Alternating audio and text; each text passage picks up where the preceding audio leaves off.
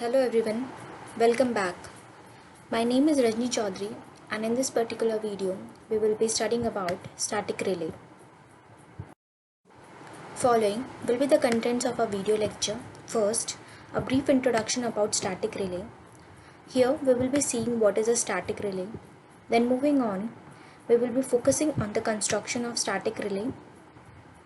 Afterwards, merits and demerits of static relay, which are basically the advantages and disadvantages of static relay, will be discussed. So, let's begin with a brief introduction about static relay. As we all know, relays are the sensing devices which are used to sense any abnormal condition prevailing in our system.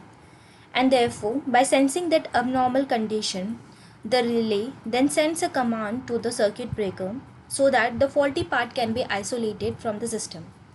In the same way, static relays are also used for sensing the abnormal condition. But here, the function of comparison and the measurements are performed by the static circuits. Now, these static circuits represents that there will be no moving parts in such type of relays. And therefore, static relays generally incorporate the solid state components like transistor, diode, resistors, and capacitors. Thus, in such type of relays, static relays, there is no moving part and the desired response is developed with the help of electronic, magnetic and other components without any mechanical motion involved in such type of relays. Also, earlier, when a static relay with output contacts were used, this was termed as semi-static relays, whereas the static relay without output contacts was termed as a fully static relay, since here there is no output contact present in any of the circuit. Now, let us look at the construction and working of static protective relays. Generally, these protective relays have analog binary signal converters where, with the help of this converter, the analog signals are converted into the binary signal with the help of some measuring functions. The quantities such as current, voltage, phase angle, frequency, or some derived values which are obtained with the help of differentiation, integration, or some arithmetic operations are actually the analog signals. These analog signals are fed as the input of the measuring unit. The output produced by the measuring unit is generally the binary signal, which can either be an open signal or a closed signal. Open signal denotes that the relay should not trip, whereas the closed signal denotes that the relay should trip. These output signals are then evaluated with the help of some control elements, and with the help of these control elements, the necessary action whether to trip or not to trip the circuit breaker is followed. As you can see in the diagram here represents the basic block diagram of the static protective relay. Here, the measuring circuits can be either current transformer, voltage transformer, or whatever quantity you want to obtain, that device is generally employed. After the measuring circuit, the analog signals is then transferred or fed to the converter element. With the help of these converters, the measured signals are then processed to the measuring element, where a comparison is made with a predetermined value, and if the measured signal or the measured quantity exceeds the predetermined value, then a command of trip is sent to the output element. These output elements amplify the binary signal, and therefore, with the help of the other control elements, the signal is further forwarded accordingly, whether the output or the binary command sent by the measuring element is to trip or not to trip the circuit breaker.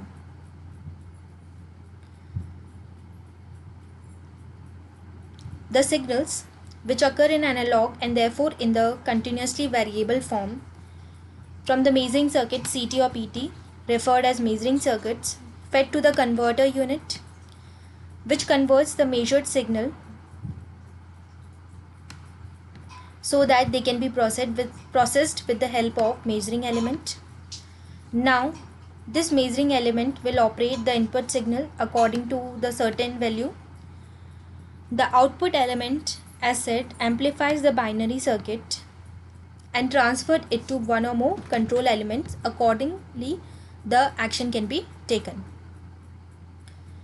The control elements carry out the final switching as opening of the circuit breaker or not to open the circuit breaker, whatever be the output signal of the measuring element. Power is supplied to the measuring or the output element by the feed element. This power is obtained either from an auxiliary voltage source or from the measuring circuit itself.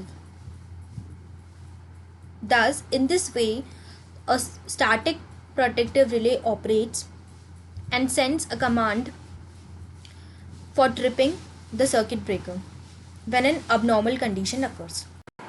Now, let's discuss some of the merits of using static relay.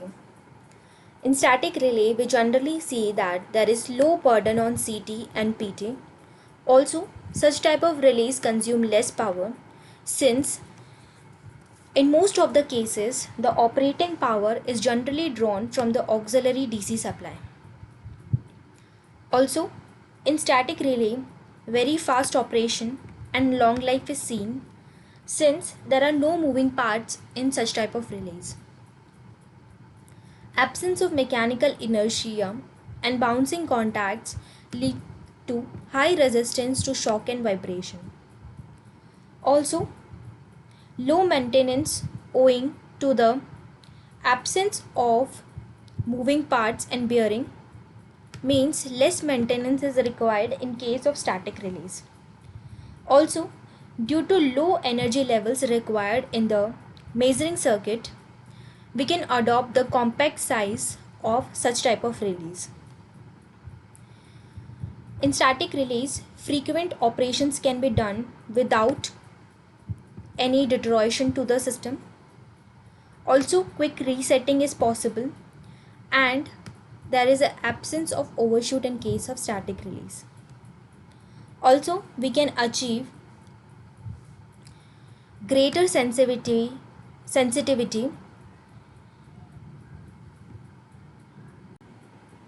Now, let us discuss some of the demerits of static relay. First, static relay are temperature sensitive and therefore their characteristics may vary with change in temperature. But this can be compensated by using thermistors. But again, this may add to the cost. Also, static relays are sensitive to voltage transient and the semiconductor components employed in static relays may get damaged due to the voltage spike. But this can also be compensated by using filters and shielding, which can be used for the protection against voltage spike. But this also adds to the cost of the static relay. The third demerit of static relay is that it needs an auxiliary power supply. Thus, these are the three demerits of using static relay. With this, we end here only. In this video, we have described the static relay, operation, construction, merits and demerits of static relay. For more videos, stay connected and thank you.